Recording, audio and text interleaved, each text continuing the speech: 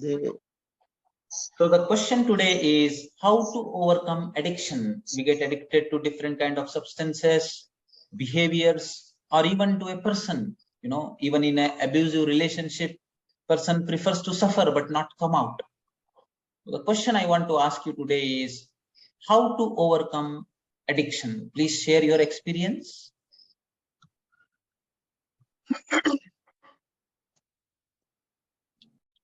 Yes. Hello. Yes, Gautamji, please share your views. Sir, through mindfulness and awareness, we can avoid addiction, and through practice. Okay, can you elaborate a little bit more? So say if I am addicted to cigarette smoking, what is your suggestion? What should I do? Sir, you can try to delay your craving, delay for some time, or gradually you should reduce, and you should be aware of your feeling, how is your feeling, and simply let it be there. You should not take any action upon it. Any internal thought or any action you should not take. Whatever is your feeling, your emotion, if you are not drinking cigarette, let it be in that phase, and just let it pass, and try to delay it as much as possible. Gradually you will reduce it and you will recover it. So I think Gautamji, has brought in a very important perspective, that you try to become aware of yourself, self-awareness. But here what happens, all of us would have felt some time or the other in our life that we become aware. Then when this craving comes, it becomes so powerful that it doesn't allow our awareness to remain without doing anything. Don't focus on that craving at that moment. As if by force, it pulls us outward into the substance, into the behavior. So yeah, it may be possible with a prolonged practice, but if you try to begin it suddenly, probably it will be a very, very difficult job. Anybody else? Any other views? Sir, sir, can I talk? Yes, Bhaskar Reddy ji. Should improve willpower, sir. Willpower should control this one, everything, I think so. So what are the ways to improve willpower? By yoga, by music, by games, whatever we want, we have to spend time in that way to divert this addiction. So here, Bhaskar ji, you are very correct. There are certain yogic practices which are more useful in improving willpower. And number one among all the practices, is Kapalabhati pranayama. By doing Kapalabhati more and more, the prefrontal cortex area of our brain becomes more strong. This is the area of willpower, the decision making. And the second important practice is Surya Namaskara. So probably these two practices should be done more and more, whenever you wish, in empty stomach. Both the practices require empty stomach condition. And these are the two practices which enhance the willpower. Yes, Anupji. Hello. Yes, Anupji, please share your views. Good morning, Hemantji and everyone else. Yes. In my experience, I feel that whatever addiction, like repeated behaviors, repeated even emotions of suppose fear or inferiority complex or depression, this is also accumulation of certain mental patterns. So first of all, as someone said, you have to be aware of what is going on inside our mind. Yes. And we need to be very clear about what is good for us, what is unhealthy ways of thinking or practices or behavior, and what is healthy, what is good for us. First of all, we need to be very clear about this aspect, that what is healthy and what is not healthy for us. And then as you said, we need to develop our willpower and come out of that patterns, the repeated mental patterns which are stored inside the impressions. So we become more and more aware. We become more and more aware, and then by our willpower we can come out of it, or we can uh, delete or sort of uh, uh, like arising and passing. We can come out of it, and we can go for healthy practices or healthy behavior. Thank you, Anupji. Thank you for sharing your views. Anupji also emphasizes the rule of the use of awareness and willpower both. Shobhana ji. Good morning, sir. Yes. Yeah, I agree with everyone that we have to become aware and willpower needs to be there. And also share with somebody whom you trust. Shobhana ji.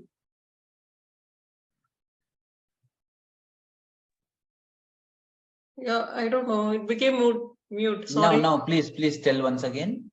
Yeah, what I was telling is, as everyone said, we have to be aware and we have to become determined, everything. But along with that, we need to take support from somebody whom you trust. Because at that point of time, you're a little vulnerable. So you need to share your feeling with someone. Because all this is accumulated for some time. So you will not be immediately able to come out of it. So you need to share with someone and take help. And with the support, I think you will become more empowered to come out of the addiction. So Shobhana ji has emphasized the point that you will require support. You are very vulnerable during this time, and one should not be shy of sharing and taking support. Prachi ji, please unmute Prachi. Yes, sir. Good morning, sir. So here I want to share something which I am experiencing currently. Yeah. It is person addiction actually for me. And what is happening is I'm right now I 6 months since 6 months I'm earning. I'm in good company, working in good company, but still I feel person dependency on my husband, and somehow मेरा झगड़ा होता है उनके साथ, but somehow I am not able to live without him also. So that is another aspect of it. So I want to come out of it. I am aware like these things are happening with me, but still I'm not able to come out of it. Maybe I have a fear about it. Suppose, I mean, yeah, because of maybe fear and maybe inferiority complex. So these things are happening. But yes, this session will definitely help me to know how to come out of it. So Yes, Prachi ji, thank you very much. I really appreciate how honestly, you have admitted, and we feel, your pain, your suffering, and yeah, we all pray that you be able to utilize the freedom that has inherently been given to all the human beings by the nature. Nandini ji. Actually, thank you, Prachi. That's never easy to share. I think it is a problem with many of us. Yeah. But the thing is, what I wanted to just say is that, with addiction comes also a sense of self-hatred, because you're constantly also hating yourself for doing this, and that's my experience, what I've seen. And I think that is where some kind of not just self-awareness, but also some kind of sense of the self in the world, like you do in this, this exercise you do for us every morning. That kind of an exercise, maybe those kinds of things are necessary. Because I feel telling somebody it's wrong, they know it's wrong. It's not that they don't know it's wrong. It's like a way of actually hating yourself, And I think that's the main thing. To realize that you have to actually respect yourself and, not hate yourself and be unkind to yourself. I think that feeling takes time. My experience is that. I don't know if I'm right, but this is what I feel. Nandini ji, I think you have shared a very beautiful viewpoint to this kind of a problem. I completely agree with you that the relationship with oneself in addiction is not good, and that probably, you know, is the core. And you said that one should feel the oneness with the people around. You know, one should feel the oneness with the existence. Probably that may help. No, so here, you know, dear friends, I would like all of you to, you know, see this with me. That there are two categories of people, you know, scientifically also, if we try to understand, who go into addiction. The one category are the people who have externalizing kind of traits, and they do it just for the sake of joy or fun of addiction. You know, they want to try something new, and this is how it starts. Or if we are talking about addiction to certain behaviors, it is something that is done to seek the pleasure of it, you know. So one group of people start it for seeking pleasure. There are other group of people who use the substance to feel some kind of, you know, confidence. They are anxious by their personality. They have low self-esteem, inferiority feelings, and when they take substance, they, for those moments, you know, feel more confident in facing the situations of life, facing the people, and, you know, they take substance and try to face the life using substance as a support. So there are two fundamental requirements for a human being, you know. One is pleasure or joy. Second is a kind of a support that enhances my confidence. So these are the two requirements that push a person towards addiction. And are these not a very, very fundamental requirement of not only human beings, but all the creatures in this planet? Sukha pravritti and dukkha nivritti. These are fundamental instincts. You know, even a bacteria, you know, or a amoeba, you touch it, it runs away. It doesn't want dukkha, it wants sukha. You block the way of an ant, the ant will try to go the other way or run away from it. That is what human beings also do, you know. We go where we get happiness. We move away where we feel that our happiness will be compromised. Our support will be compromised. We go where we get support that enhances our confidence. We move away from whatever situation that takes away our support or our confidence. So there is no human being on this planet who is not addicted to something or the other. I am addicted to Bhagavad Gita. I am addicted to yoga. Someone is addicted to alcohol. Someone is addicted to the relationship. Someone is addicted to the gaming, to the internet. So we have to understand one thing, that there is an inherent requirement in all of us, a tendency in all of us to merge ourselves in joy and bliss, and to have a steady support. Now, if that is our requirement, the question comes, why? Why does human being require that? Why don't people crave for dukkha? People crave for suffering. Why is there a craving only for happiness, only for joy? Because if you know, I have many times I have shown in my slides also that if you look at the inherent structure of human being, you know, we have these 5 layers: the physical layer, the layer of energy, the layer of emotion, the layer of clear insight into any issue, the wisdom, and the layer of bliss. Now this bliss is Anandamaya Kosh, which is our own inherent nature. It is the very core of my existence. And every human being, tries to reach that level of ananda, that layer of ananda within him. That ananda also comes with expansion, with a lot of confidence, with a lot of joy. So therefore, all the creatures have these 5 layers, and there is a craving to touch the 5th layer. Now, whenever we do different kind of behaviors or take substances, the joy that we get, the bliss that we get, I drink alcohol and I feel happy. I be with my loved one, or I have sex and I get that joy, that kind of expansion.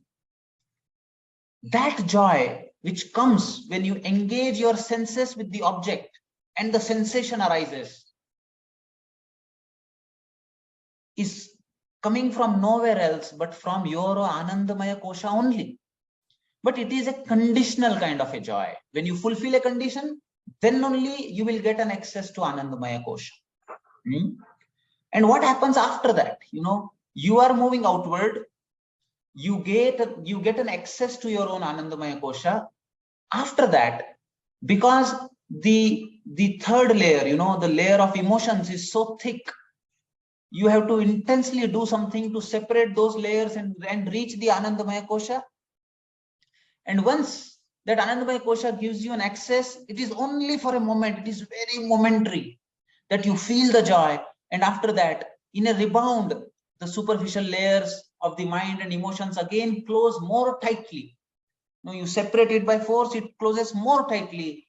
And then you feel that hangover, that guilt, you hate yourself, and all those feelings come up, because ultimately it is the law of action and reaction. You're using a force to get an access to your own Anandamaya Kosha, and in rebound, the next day morning, your hangover makes you feel irritated.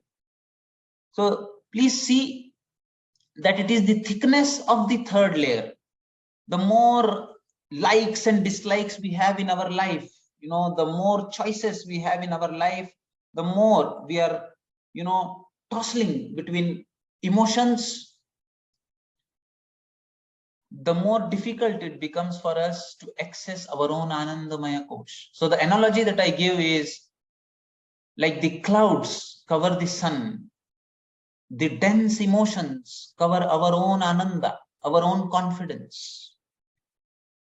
Now, if you have to separate those clouds and get a sun ray, you have to use certain kind of behavior, certain kind of substance.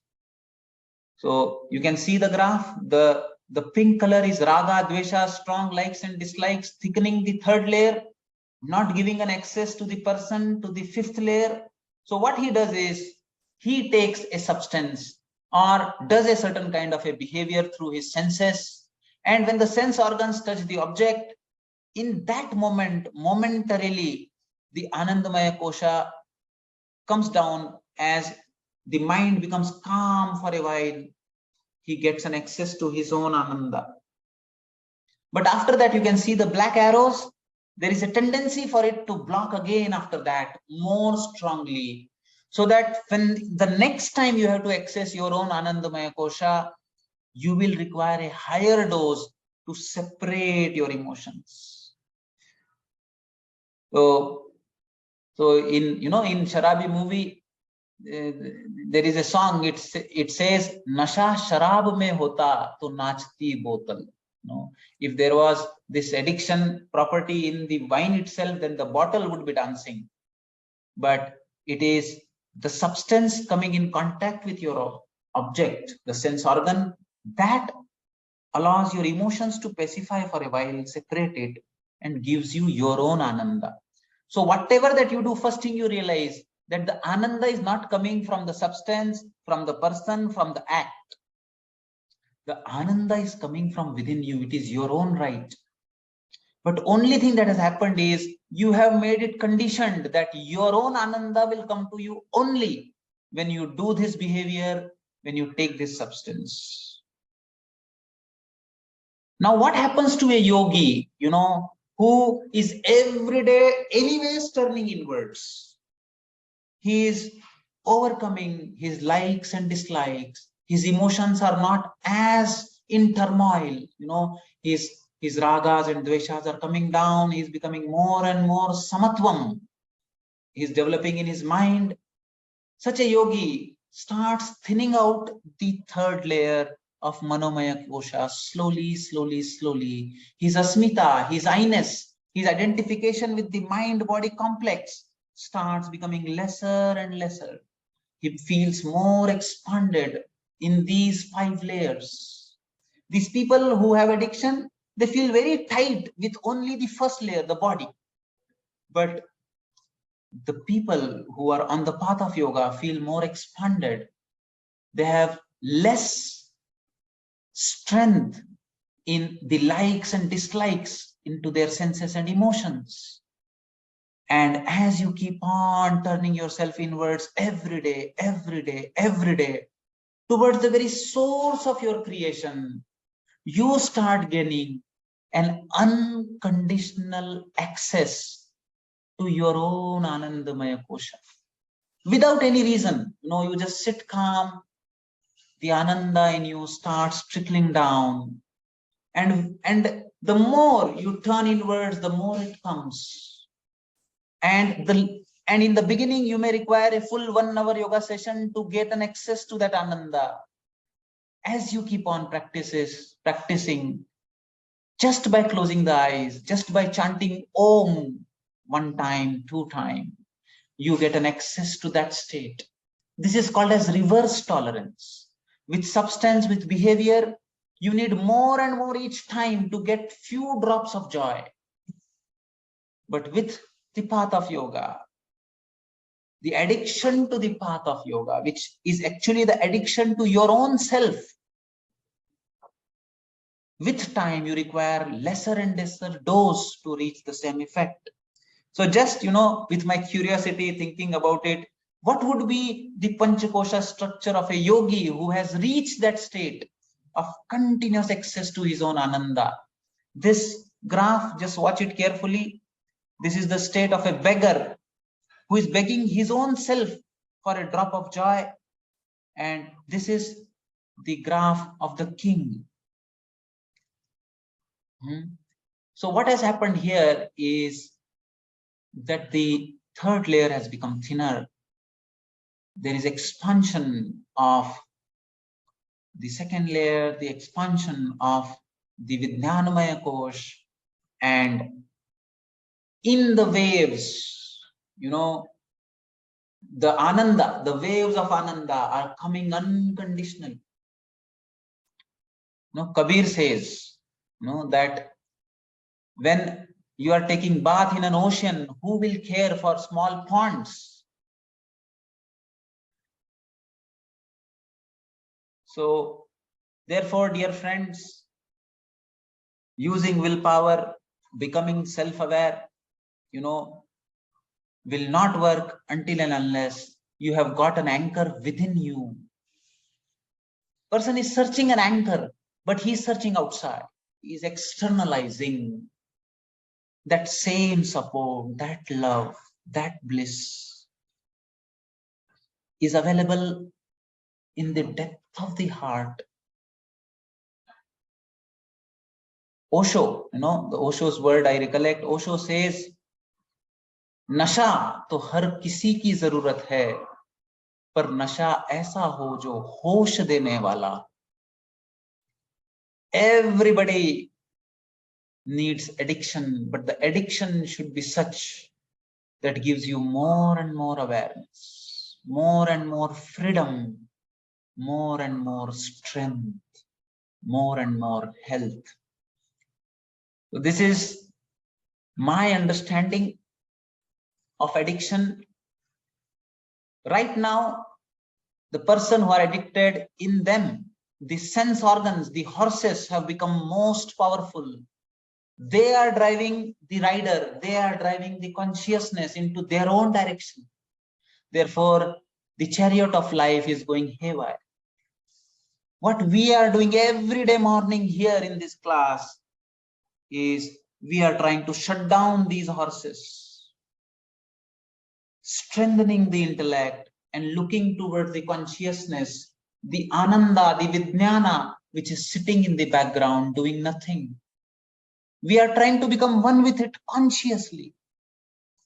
And when we keep on doing that, what happens is that the Atman, the intellect, becomes more powerful, more strong, more muscular. The reins are able to control the horses, which are tamed down by yoga.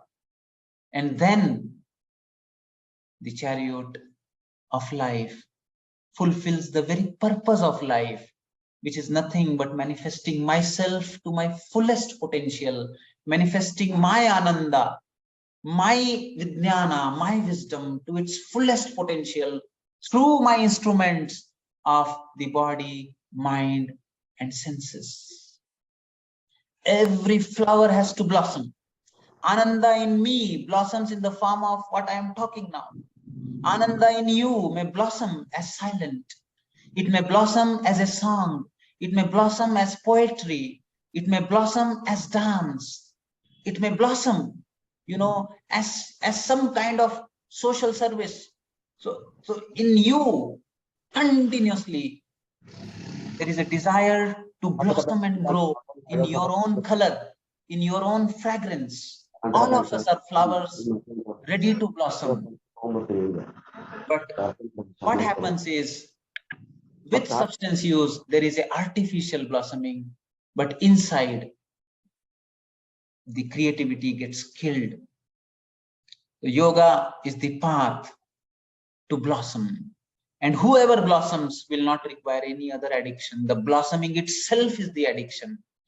In fact, all attempts into the addiction are our own search for the ways in which we can blossom. Thank you. Thank you. Namaste. Thank you so much, Hemantji. Thank you. Thank you so much, sir. Please take care and contemplate over this. We are not weak people. Amritasya putraha. This is what our Veda tells us. We are strong. We have that freedom. We just have missed the direction. The direction is correct. We will reach. Therefore, I say, in is the only way out. Thank you. Sir, can I ask question, sir? Yes, please. Sir, someone, my friend told us the sadhus are given permission to take this one. Is it correct, sir? So there are different paths. There are different kind of paths. But in today's world, Bhaskar ji, अलग-अलग path होते हैं. There are different paths. There is a path of tantra also. But in today's time, tantra is very, very risky because the very cannabis, the very substance that you are taking has lost its purity. Okay. वो genetic engineering करके उसका THC molecule को इतना बढ़ा देते हैं कि उसमें एडिक्शन पोटेंशियल ज्यादा आ जाता है और जो इंटरनलाइजिंग कंपोनेंट है वो चला जाता है. Now everything outside us is corrupted. You cannot use anything. You cannot use anything from outside to go inwards. Earlier, things had those kind of purities, and you required that kind of a guidance.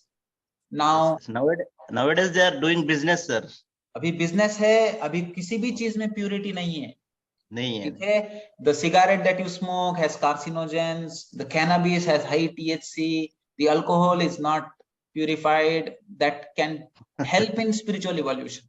So please do not attempt any such thing. Okay. Just that because it belongs to you. It is your property. You have to claim it. You do not require any support. You can with your willpower. आपके willpower से बस इतना ही कीजिए कि हर दिन योग कीजिए. Yes. और आप देखेंगे, like the hair grow, you will not realize when you have come out of all your weaknesses. Just keep moving inwards. In is the only way out.